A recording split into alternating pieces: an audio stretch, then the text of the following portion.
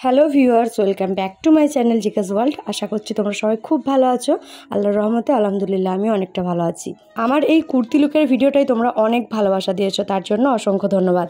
এত সিম্পল আর glowy makeup কিভাবে আমি করলাম ডেসক্রিপশন বক্সে লিঙ্ক দিয়ে দিলাম, যারা এখনও দেখোনি প্লিজ গিয়ে দেখে নিও।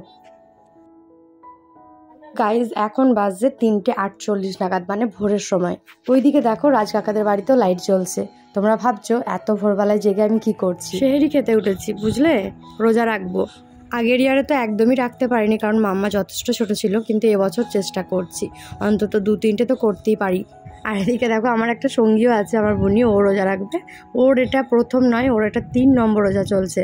আসলে সন্ধ্যের সময় 2 বোন মিলে ঠিক করেছিলাম যে রোজা রাখবো, তো মা সেরকম মতো কিছু সেহরির জন্য বানায়নি, তাই আর কি মুড়ি খেয়ে নিলাম, দুধ মুড়ি, আর ওখানে 2টো খেজুর নিয়েছি। পাপা রাত্রিবেলা মিষ্টি এনেছিল, সেগুলো দিয়ে সেহরিটা কমপ্লিট করব। আমার পাপা শুনলো যখন যে আমি রোজা রাখবো, একটি কথা বললো, সারাদিন যেন ইনায়াকে কোনো রকম বকবক না করা হয়, আর যেন একদম ওর ওপর রাগ না করা হয়। আসলে খালি পেটে মেজাজটাও বেশ চড়ে থাকে। আর এখানে দেখো আমি একটু চা বানিয়ে নিচ্ছি, চা খাবো। এখানে এসে চাটা সেরকম খাওয়াই হয় না, কিন্তু সকালেও যেটা খাই সেটা খেতে পাবো না বলে আর কি ভরি খেয়ে নিচ্ছি। আর যখন একদম মানে শেষ সময়, যখন সেহরি করার শেষ টাইম হয়েছে, তখন আমি এটা খেয়েছিলাম। এটা হচ্ছে ব্রেস্ট মিল্ক সাপ্লিমেন্টের পাউডার, যেটা আমাকে ডক্টর সাজেস্ট করেছিল। যতক্ষণ না ঘুম এসেছে আল্লাহর কাছে নিয়ত করে গেছি যেন রোজাটা রাখার ক্ষমতা দেয় আমাকে। ভোরবেলায় যেহেতু উঠেছিলাম, সকালে চোখটা কিন্তু একদমই খুলতে পারছিলাম না। আর এদিকে আমার পান্ডা একটানা ঘুম দিয়ে সকালে আমাকে উঠাচ্ছে, মাম্মা মাম্মা, উঠতেই হবে। উঠে দেখি মা ওর জন্য ওটসটা বানিয়ে রেখেছে, সেটা গরম করে ওকে তাড়াতাড়ি খাইয়ে দিলাম। দেন আমিও ফ্রেশ হলাম, আর এখন ওকে নিয়ে একটু খেলছি। আমার ভাই রাগ করেছে, দেখি আমার ভাই রাগ করেছে। না রাগ করো না, রাগ করো না, রাগ করো না, না রাগ করো না, রাগ করো না, না রাগ করো না, রাগ করো না, দেখি দেখি দেখি রাগ করো না, রাগ করো না, দেখি দেখি দেখি, এই রাগ করো না, দেখি দেখি দেখি, রাগ করো না। মামা মামা রাগ করেছে, মামা মামা রাগ করেছে, মামা মামা রাগ করেছে, মামা রাগ করেছে। কালকে তাহলে ওই বেলুনগুলো তুমি নিয়ে চলে এসছো? হ্যাঁ, আচ্ছা ঠিক আছে ঠিক আছে ঠিক আছে ঠিক আছে, একটা বেলুন নিয়ে আসি, দাঁড়াও। এই যা, মামা খেপে গেছে, মামা খেপে গেছে, মামা খেপে গেছে।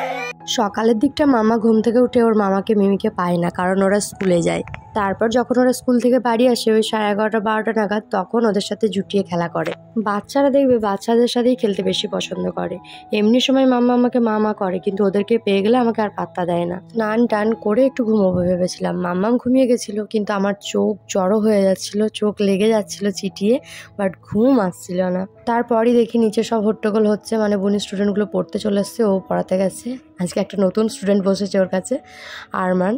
ও একদমই পড়তে বসতে চায় না বুনির কাছে, কিন্তু আজকে নিজে থেকেই গিয়ে বসেছে। মাম্মাম এদিকে তাকান, এদিকে দন্দনের নামাজ পড়া হয়ে গেছে? আপনি দেখলেন? ও এদিকে তাকান, এদিকে তাকান, এখানে আসুন, আসুন না। আপনি দেখেছেন দন্দনের নামাজ পড়া হয়ে গেছে? আপনি দেখেছেন?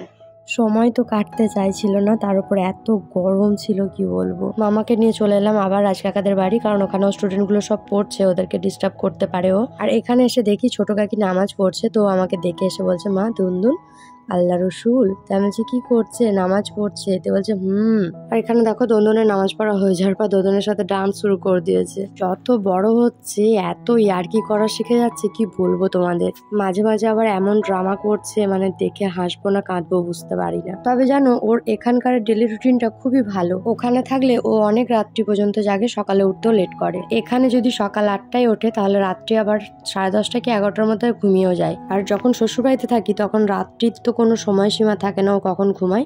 আবার সকালেও 9:30 10টা, কোনো দিন 11টাও বাজিয়ে দেয়। আর ও বাড়ির মধ্যেই খেলার সঙ্গী পেয়ে গেছে ওর মামা মিমিদের, তাই ওর এনার্জিটাও কিন্তু খুব সুন্দরভাবে শেষ হয়ে যায়, যেটা ওখানে হতে চায় না, সব সময় ফুল এনার্জি নিয়ে থাকে। তারপর দেখো বিকেল পেরিয়ে সন্ধে হলো, মানে খাবার টাইম এগিয়ে আসছে। কোনো খাবার খেতে না পাওয়ার জন্য কষ্ট হয়নি, বাট পানিটা খেতে পাচ্ছিলাম না, সেটার জন্য খুব কষ্ট হচ্ছিল।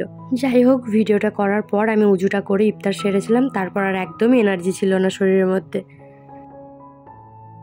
গাইজ অনেকটা রাতে মামাম ঝোঁক ধরেছিল আমার কাছে মেহেন্দি পরবে বলে, জানো, ওর মিমির হাতে ডিজাইন দেখেছে, তো ওকেও করে দিতে হবে। তো তখন কোনো রকম বুঝিয়েছিলাম, আর এখন রাত্রিবেলা ঘুমিয়ে যাওয়ার পর আমি ওর হাতে একটা ছোট্ট ডিজাইন করে দিলাম।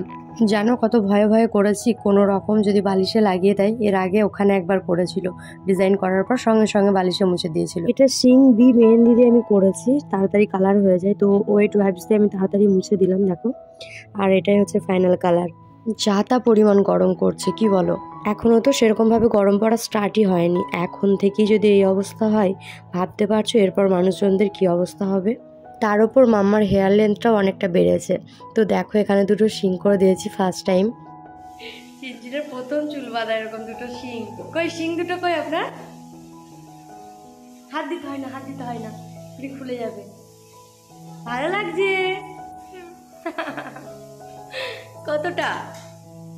মাম্মাম করেছে এখানে একটা শিং, এখানে একটা শিং। মাম্মামের শিংগুলো অনেক বড় হয়ে গেছে, সেজন্য আটকে রেখেছি। আপনার শিংগুলো ছোট ছোট বলে উঠে আছে।